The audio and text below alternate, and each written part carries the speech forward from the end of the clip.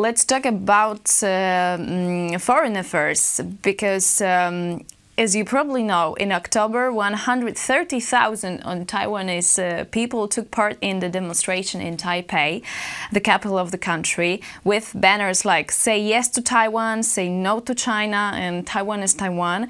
And our Polish television supported this movement and organized an action as "Say yes to Taiwan" on Poland supports Taiwan in social media, and it's spread all over the world. Thank you for supporting this action, Mr. Gomez. And even the president of Taiwan and Prime Minister of Taiwan thanked for this action. And what do you think about this movement of freedom-loving Taiwanese people who want Taiwan to proclaim a fully independence from communist China? I think it is an absolutely wonderful idea. I personally, myself, endorse the idea wholeheartedly. I want to reiterate, say no to China, say yes to Taiwan. I love Taiwan. I love the people of Taiwan. God bless them. They have been through a lot, and the world has virtually betrayed Taiwan in favor of the Communist Party in China. This began way back in the 1940s when we had Harry Truman, again, a Democratic president in the White House, just after World War II. And you had General George C. Marshall, I believe it was, cutting off supplies and aid to the nationalist Chinese forces on the mainland continent, which aided and helped Mao Zedong's forces in the ongoing Chinese Civil War, with the communists taking over in that regard. So America betrayed mainland China in that regard. With regard to Taiwan and the Taiwanese people, we have seen the United States support a one China policy, which says we only accept there's one China, except the way the U.S. does it is it's not one China, two states for the United States. The United States is clearly supportive of the Communist Party in China in terms of our government policy, and that's bad.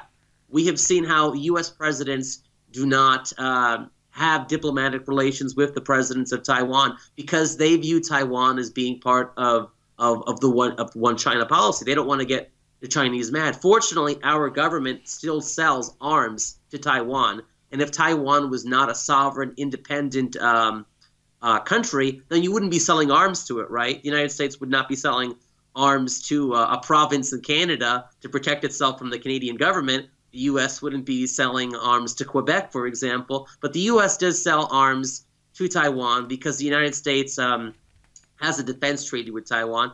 And I think it's important that Taiwan reclaim its sovereignty, because right now Taiwan is treated like it doesn't exist. It's just the People's Republic of China.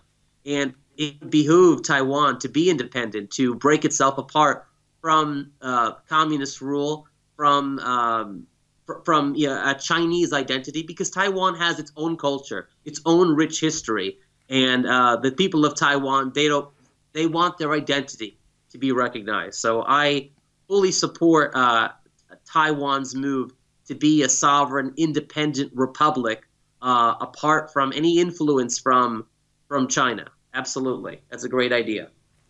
I would like to show you our magazine, Go Against the Tide, and there is our action in Facebook.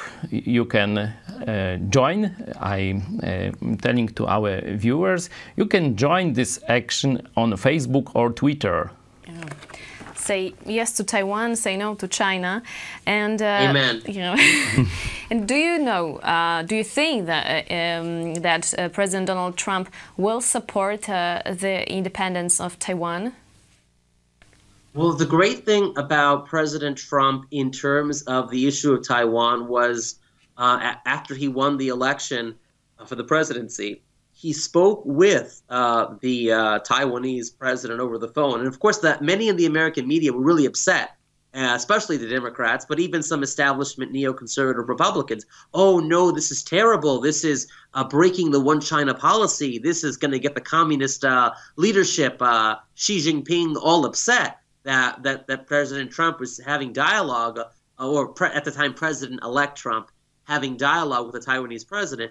I think that President Trump is going to be a strong ally for freedom, for liberty, in terms of Taiwan's independence from China. I don't know if there will be some kind of war that develops from this. Hopefully not. No one wants anyone to die, but hopefully Taiwan can become independent, fully independent from China, and with the defense treaties that the United States has in place with Taiwan, hopefully China would not attack Taiwan and would let Taiwan be Taiwan. Yeah, and we are just talking before the program that our Polish embassy created a very bad note about the Taiwan because one communist journalist asked our embassy to how to say.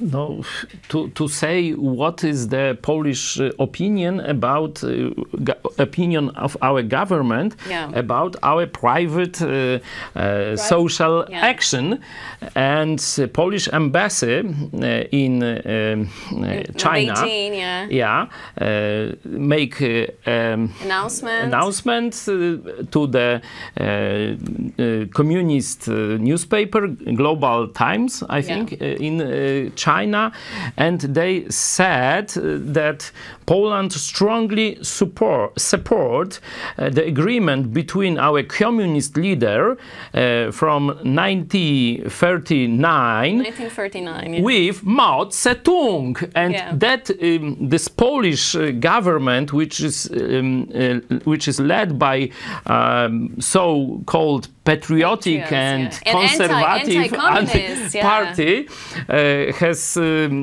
completely agree with this communist agreement. So it was very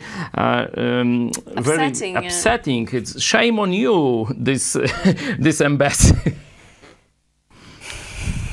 So absolutely, that reminds me of when President Richard Nixon, a Republican, but a globalist Republican, a bad Republican actually, when he visited communist China, reporters asked United States Senator Barry Goldwater, a conservative, constitutional Republican, a very good conservative, they asked Senator Goldwater, what do you think about President Nixon being in China right now? And Goldwater told the reporters that something to the effect of, good, he should stay there, hope he doesn't come back, something like that. And, that's unfortunately been the position of our government as well. We have the Republican president, Richard Nixon, in the 1970s, supposedly an anti-communist, supposed to be the patriotic sort of president in our country. And he was the one that opened the dialogue with Mao Zedong and the Communist Party regime there in Moscow. I'm sorry, in Beijing. Oh, there's communists in Moscow too, even now. But with the communists in Beijing, open dialogue with them, and essentially threw Taiwan under the bus. It's funny how your Polish ambassador says that your country supports the agreement made decades ago, but how about they have a national referendum? How about they ask the people of Poland what the people of Poland think? Should Poland have diplomatic relations with communist China, or should it also have relations with diplomatic relations with Taiwan? Let the Polish people decide. And I don't think the Polish people are probably going to side with what the government line is. And because your country especially, having known what communist oppression was, why have trade? Why have diplomatic negotiations with an ally of the former Soviet Union, an ally of the country that helped oppress millions of your people? So I would imagine that the people of Poland do not support one China.